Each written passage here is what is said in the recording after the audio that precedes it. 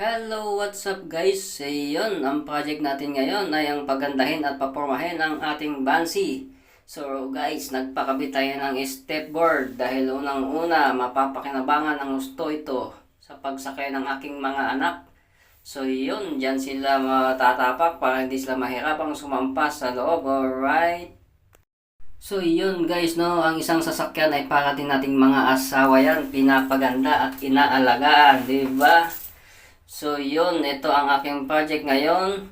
So yan, medyo nahirapan sila dahil mahirap naman talaga magkabit niyan. Kaya medyo may kataasan ng singil nila dyan. Pero okay lang dahil yun nga, masisiyahan ka naman sa outcome nila. Alright.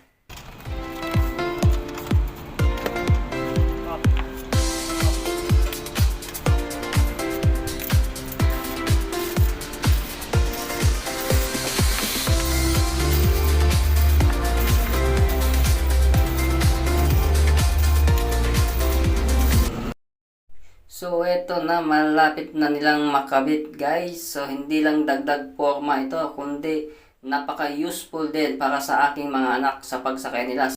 So, eto na yung kabilang side na parte guys. So, ayan, malapit na sa katotohanan. So, yun nga no, huwag mong isipin ang gastos, isipin mo kung ano nagpapasaya sa'yo, diba?